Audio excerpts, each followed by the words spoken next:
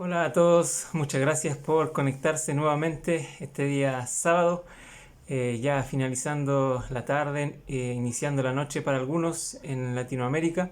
Gracias porque ya se han adaptado a los nuevos horarios. Estoy muy contento de que haya mucha participación a lo largo de la semana. Me envían mensajes, dudas, preguntas y en base a eso también me enfoco en cierto sentido en estas conversaciones que tenemos de los temas y clases de Bensígueme para darles apoyo a sus estudios personales y familiares. Primer anuncio que tenemos hoy es que ya se nos viene pronto, muy pronto, el próximo fin de semana la conferencia general de la iglesia. Por lo tanto, no habrá obviamente clase de Ensígueme por nuestra parte y en fondo en el programa nos estipula porque debemos estar concentrados en la conferencia y poder escuchar el mensaje de los profetas. Así que todos están invitados, estamos publicando también y en muchos sitios los horarios para cada país. Bien, entonces la clase de hoy es fenomenal. La puedo resumir así porque llegamos a un punto, y no sé si a ustedes les pasó lo mismo que a mí, pero al yo estar todo el año estudiando a los profetas, eh, claramente aprendí mucho y teníamos mucho que comentar en las clases, pero me di cuenta la gran diferencia que hay con las palabras cuando salen de la misma boca de Jesucristo. No sé si a ustedes les pasó, pero yo cuando estudiaba el Sermón del Templo, eh, que bueno, es semejante al Sermón del Monte en la Biblia, acá sucedió en un templo, y empecé a ver todas los principios que enseña Jesucristo de una manera tan clara y directa como si fuera una lista, pero poderosa, con una progresión de un principio tras otro en avance, con alegorías, con todo eso.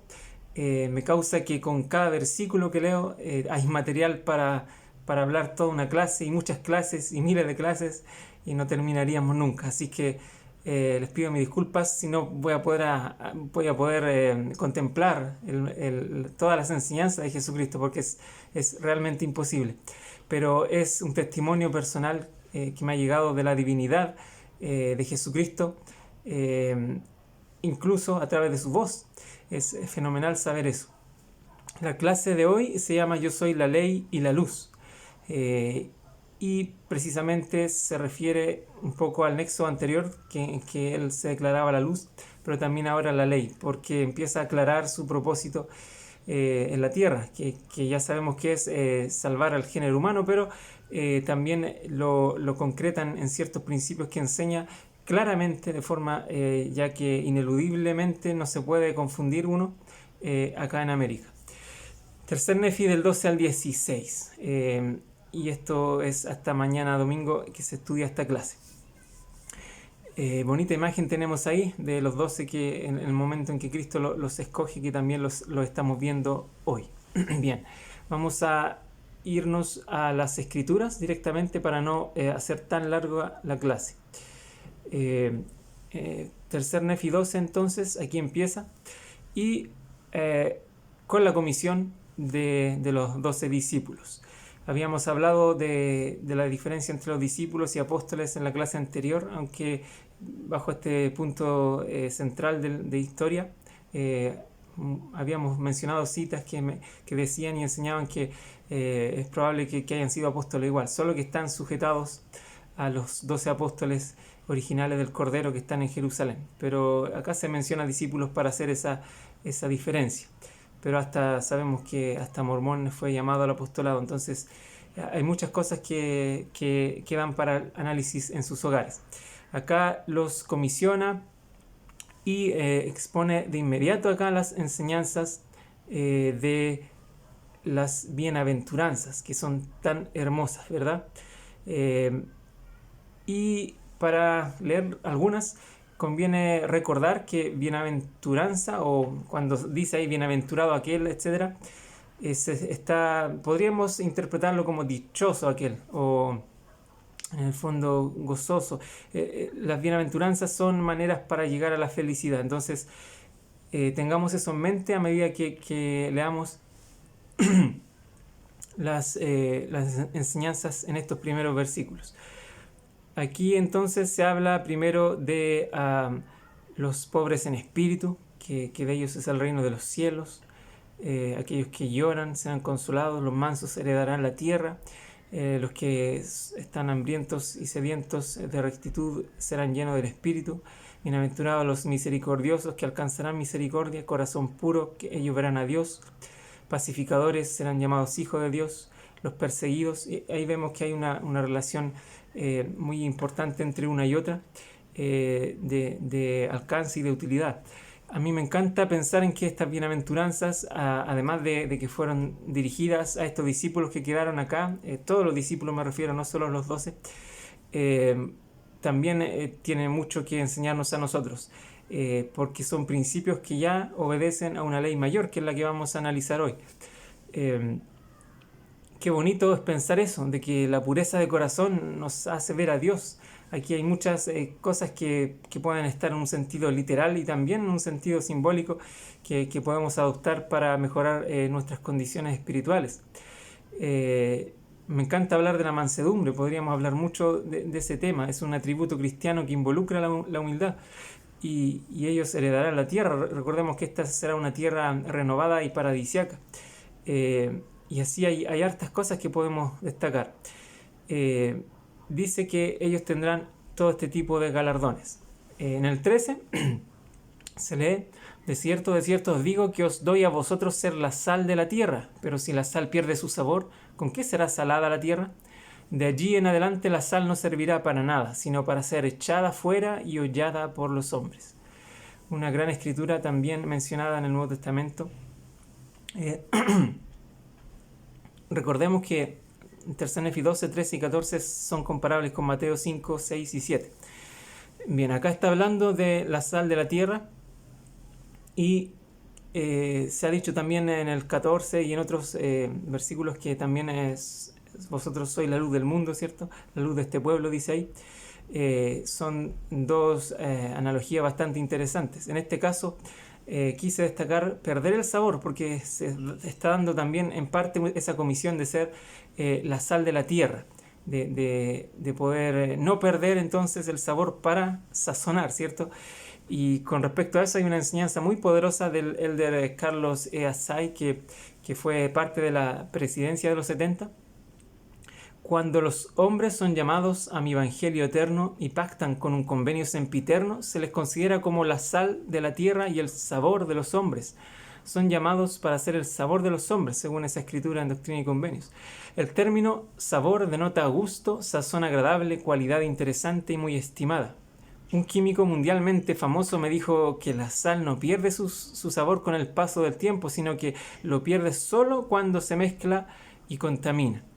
De igual manera, el poder del sacerdocio no se disipa con el paso del tiempo, sino que también se pierde cuando se mezcla y contamina. El sabor y la virtud se apartan del hombre, que contamina su mente con pensamientos impuros, que profana su boca al no ser totalmente verídico, que hace mal uso de su fuerza en actos inicuos. Quisiera ofrecerles unas pautas sencillas, especialmente a los jóvenes, como medio para que preserven el sabor. Si no es limpio, no lo piensen. Si no es verdadero, no lo digan. Si no es bueno, no lo hagan. Qué gran consejo nos da el elder Asay, y agradecido estoy por tener esas palabras tan sabias que extienden la sabiduría del Salvador y nos ayudan a ver que tenemos la potestad de entregar esta sal, esta luz al mundo. Y me imagino lo importante que fue esta enseñanza para los 12, porque tan solo imaginar que en el mundo hay millones y millones de personas, y que el Señor llame a 12 para ir al mundo, una comisión tremenda, y predicar su evangelio, y que les diga que tienen que mantener ese sabor, mantener esa luz, no es una tarea fácil. Y con respecto a la luz, dice que una ciudad que se asienta sobre una colina no se puede esconder. Y aquí encienden los hombres una vela y la ponen debajo de un almud, no, sino en un candelero, y da luz a todos los que están en la casa. Por lo tanto, así alumbre vuestra luz delante de este pueblo, de modo que vean vuestras buenas obras y glorifiquen a vuestro Padre que está en los cielos.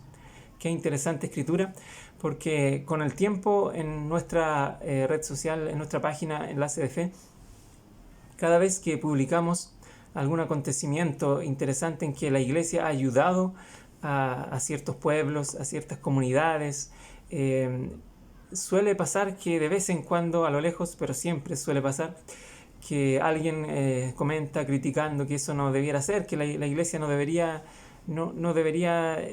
y citan la escritura, que no sepa tu derecha lo que hace tu izquierda, esa otra escritura que vamos a ver ahora también, que se refiere a otra cosa, y la citan para dar a conocer su opinión de que la Iglesia no debería hacer público ninguna ayuda. Sin embargo, esa escritura que ellos citan se refiere a otra cosa, a un sentimiento de hipocresía, de jactancia, de autocomplacencia, que vamos a ver en el siguiente capítulo, porque ahí está. Pero la Iglesia obedece a esta llamada, de Jesucristo, que habla de que una ciudad, ¿cierto?, asentada sobre un monte no se puede esconder. Una iglesia que tiene que rodar por toda la tierra no se puede esconder. Así alumbre vuestra luz delante de este pueblo, de modo que vean vuestras buenas obras. Tienen que verse las buenas obras de la iglesia. Por supuesto, muy alejadas estas obras y las novedades, las noticias, tienen que estar muy alejadas, como dije, de la fama, del querer brillar como una iglesia que simplemente se fija en las apariencias. Y evidentemente nuestra iglesia se aleja nuestra iglesia de eso, porque los líderes no lo hacen con ese propósito, lo hacen con el fin de abrir puertas, de que la iglesia sea iluminada. Y por eso yo cito una escritura que se expresó en una oración dedicatoria de un templo en Kirtland precisamente, que dice: para que tu iglesia salga del desierto de las tinieblas y resplandezca hermosa como la luna, esclarecida como el sol e imponente como un ejército con sus pendones. Es sumamente necesario que la iglesia se muestre con las cosas que hace, y no deberíamos nosotros fijarnos en como si hubiera una mala intención ahí, porque el mandamiento está dado. La iglesia tiene que iluminar el mundo, tiene que saborear, ¿cierto?, la tierra, y lo hace a través primeramente de la organización que estableció Dios, que es una organización perfecta para establecer el fundamento de su doctrina, y también a través de nosotros, que partimos, ¿cierto?, con la comisión de los 12, después todos los miembros del mundo que debemos hacer caso de esto, de ser un pueblo que ilumine. Entonces después introduce la idea de que Él no ha venido para abrogar, sino para cumplir, porque Él no viene para decir que lo anterior estaba malo, porque no lo estaba. Recuerden que Él mismo dio la ley, según el versículo 19, y los mandamientos de mi Padre, para que creáis en mí, que os arrepintáis de vuestros pecados y vengáis a mí con un corazón quebrantado y un espíritu contrito. He aquí tenéis los mandamientos ante vosotros, y la ley se ha cumplido. Lo declara en su propia voz, que en ese momento se ha cumplido ya la ley. Entonces no quiere decir que lo pasado estaba malo, lo vuelvo a repetir, porque Él mismo dio esa ley y era una ley preparatoria. Me encantaría, vamos a leer de hecho una cita más abajo que aclara un poco el tema del fin de la ley. Siguiendo con la lectura y la enseñanza de Cristo, el 22 dice: y no solo el 22, el 28, el 32, 34, 39 y 44. Aquí tenemos 6 quiebres de escritura, de 2 enseñanzas contrastadas, ¿cierto?, que yo destaco como pero yo os digo, o más yo os digo, de cierto os digo, que hacen el quiebre entre algo que estaba pasado en la ley y que ahora Él pide de otra forma. Por ejemplo, voy a solo poner este ejemplo: no matar, ¿cierto? Pero Él dice que incluso el que se enoje con el hermano corre peligro de juicio, etc. Y hay otras enseñanzas que tienen relación con esto, con que los mandamientos tienen que ser obedecidos, pero no de forma ciega, sino con un íntegro propósito de corazón, entendiendo el propósito por el cual obedecemos. Entonces, de esa forma también uno puede cumplir con esa otra petición, ¿cierto?, en el Nuevo Testamento: si me amáis, guardad mis mandamientos, porque hay un propósito que parte en el amor a Cristo, que parte en el amor al prójimo. Entonces hay otros más abajo, por decir alguno, aquí dice, no sé, no te perjurarás, sino que cumplirá al Señor tus juramentos, más en verdad os digo, no juréis de ninguna manera. Otro podría ser ojo por ojo y diente por diente, mas yo os digo que no debéis resistir al mal. Y esta es una de mis escrituras favoritas de la vida, que le vine a tomar el gran valor que tenía cuando era un alumno, por así decirlo, del centro de capacitación misional, antes de ir al campo misional. Antes bien al que te hiera en la mejilla derecha, vuélvele también la otra. Y si alguien te demanda ante la ley y te quita la túnica, déjale también la capa. Y quien te obligue a ir 1 milla, ve con él 2. Al que te pida, dale, y al que quiera de ti tomar prestado, no se lo rehuses. Y tiene directa relación con, como dije, con el amor al prójimo. Me encanta esto porque en muchas situaciones en que aflora mi hombre natural, yo trato de acordarme de esto, de poner la otra mejilla, de dar una segunda capa, por así decirlo, y también recorrer una segunda milla. Son figuras que se han grabado en mí para poder tener mayor paciencia, mayor humildad, y que eso me conduzca a esa gran bienaventuranza de aquellos mansos que heredarán la tierra. Me encanta entonces todo esto que aparece aquí, y el 48 termina con una gran escritura muy hermosa que difiere un poquito de la del Nuevo Testamento, porque la del Nuevo Testamento no aparece la parte o como así como yo, porque allá evidentemente Jesucristo en Jerusalén invitó a todos a ser perfectos como el Padre, porque él en ese momento seguramente es algo que yo pienso, él no se consideró perfecto en el sentido cabal de haber cumplido con todo. Sabemos de que él tenía perfección, pero él estaba aprendiendo, como dice Juan, principio por principio, precepto tras precepto, un poco allí, un poco acá, y eso hacía que Jesucristo le faltara una cosita más, ¿cierto? Que era, no es una cosita, es lo que faltaba, era en el fondo todo el plan, todo lo que se sustenta la felicidad y la esperanza humana, que era su sacrificio expiatorio. Acá en el Sermón del Templo, en América, y él ya estaba resucitado de esa manera, entonces tenemos que él tenía toda la potestad de pedir que fueran perfectos, así como él, así como yo, dice, o como vuestro Padre que está en los cielos. Entonces, me encanta esa forma en la cual Jesucristo lo expresa. Y con respecto a eso, el elder James E. Faust dijo: la perfección es una meta eterna. Aun cuando no podamos ser perfectos en la vida terrenal, el esforzarnos por lograrlo es un mandamiento que, al final, por medio de la expiación, podemos guardar. Así que, hermanos, no se aflijan si piensan que este mandamiento es incumplible, ¿cierto? Porque viéndolo con una perspectiva eterna, sí, es posible ser perfecto, de eso se trata. Todo este esfuerzo que estamos haciendo. Acá, si vamos directamente a ser bien concretos en la doctrina, es evidente que estamos esforzándonos por ser dignos y traer la gracia de Cristo a nuestras vidas en el día a día. Pero por supuesto que el esfuerzo tiene que ir por eso, pero también el trasfondo es llegar a ser perfectos. Y esa gracia nos va a hacer perfectos algún día, porque ya hubo un sacrificio que pagó por nuestros pecados si guardamos, ¿cierto?, las condiciones del arrepentimiento. Capítulo 13 habla primero se enseña a los nefitas, dice, la manera de orar y otras muy, muy importantes enseñanzas. Primero destaco mucho esto de para ser vistos, no toquéis trompeta, tener gloria de los hombres. Y aquí está la escritura que yo les citaba: más cuando tú hagas limosna, no sepa tu mano izquierda lo que hace tu derecha. Y está en este contexto de que para ser vistos, etc. Entonces yo por eso les digo, cuando la iglesia se muestra con las cosas buenas que hace, incluso ustedes, si quieren dar un testimonio bonito en una red social, o llamar a un amigo, contárselo, o lo que sea que hagan público, debe estar alejado de esto. Pero en ningún sentido estamos siendo malas personas, ¿cierto? No por decir que yo hice un bien me estoy convirtiendo en un jactancioso tampoco. No tenemos que extremizar las cosas.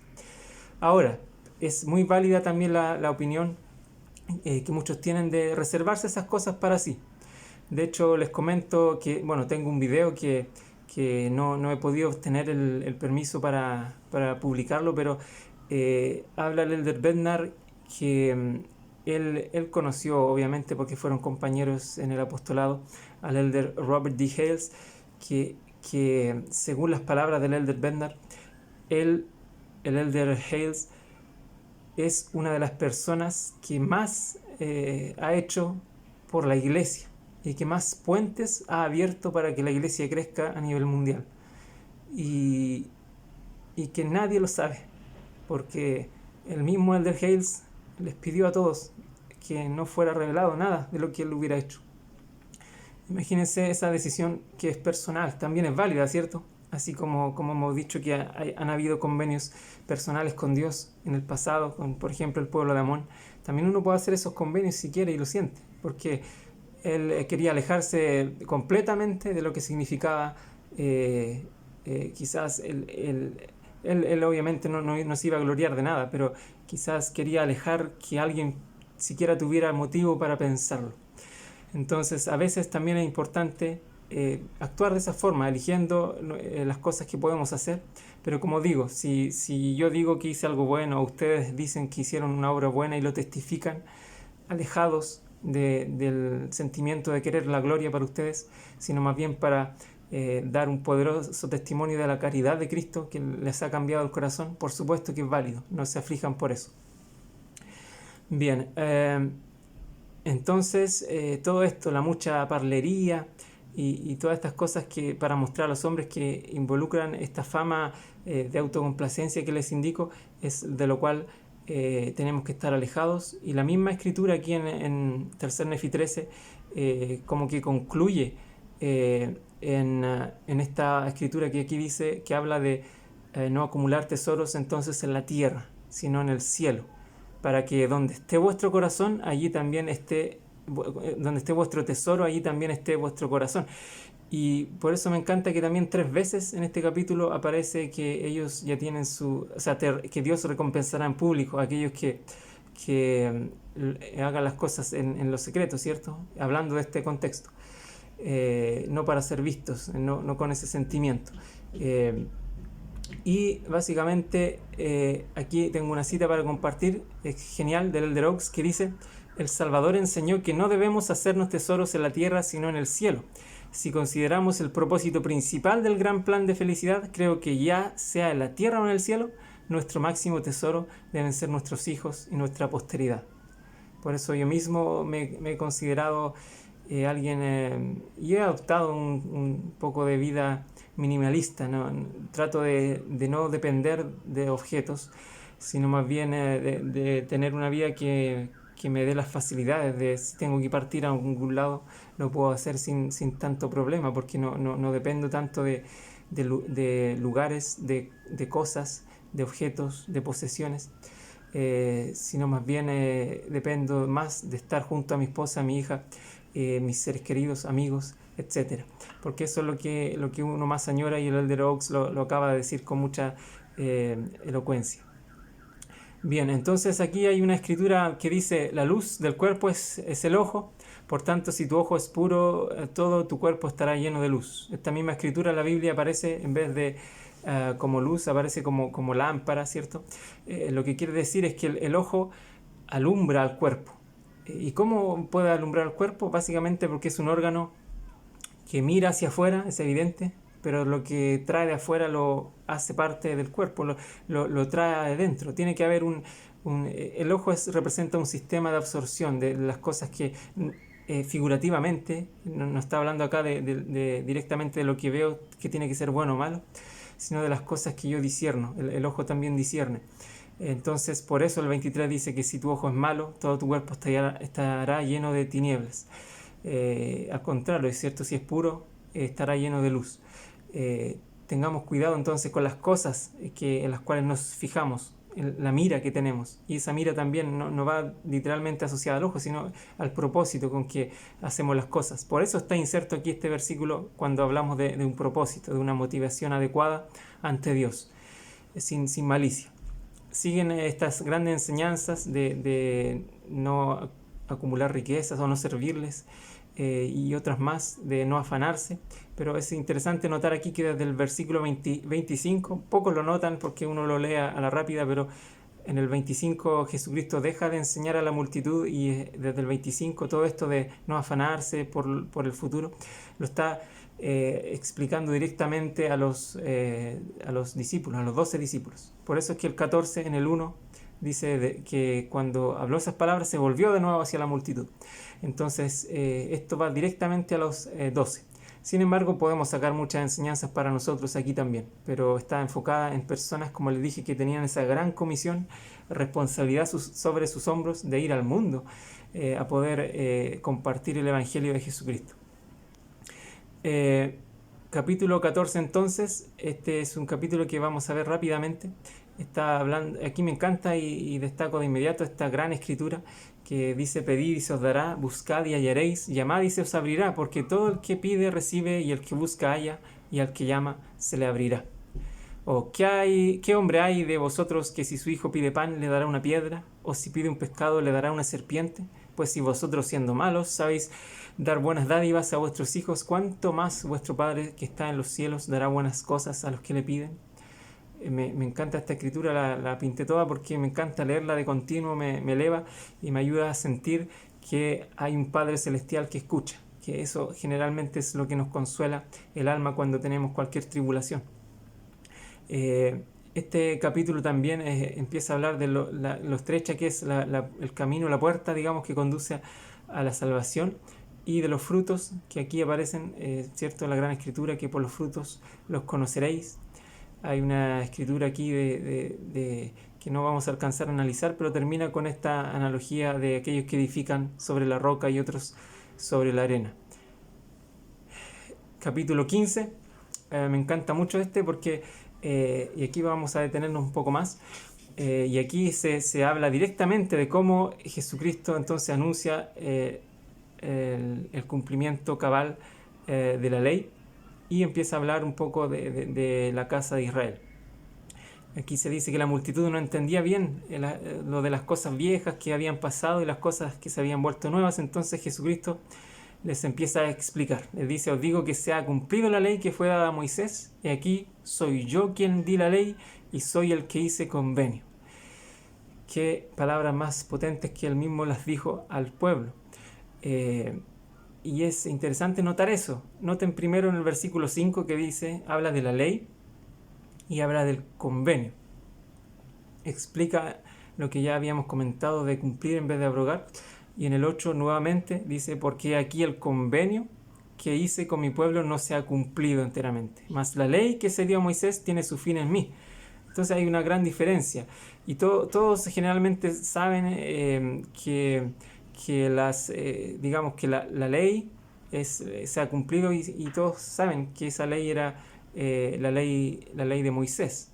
Ahora hay un convenio que también la mayoría conoce, que tiene que ver relación con el convenio de Abraham, que fue renovado, ¿cierto? Isaac, Jacob, fue ahí concretado, limitado y renovado con la casa de Jacob, el mismo convenio, sobre cuál descendencia iban a ser benditas todas las familias de la tierra a través de ellos, y obviamente su sujeción al convenio. Iban a ser un medio, una gran parte de la bendición de Jehová es que les dio ser un medio para llevar a la salvación a su pueblo y a todas las familias, pero ellos tenían que ajustarse a estas leyes. Entonces, con respecto a esto, no suele hablarse mucho sobre, por ejemplo, la ley de Moisés se cumple en Cristo, ¿cierto? Pero el convenio, ¿cuándo se cumple? Porque está hablando de ley y convenio. Versículo 5 habla de él dio la ley y hizo el convenio. Pero acá solo se está tocando que la ley se ha cumplido. ¿Y qué pasa con el convenio? Entonces eso es lo que vamos a analizar también. Aquí, a ver, primero una cita del Elder Holland. Creo que la puse a editar, pero no importa.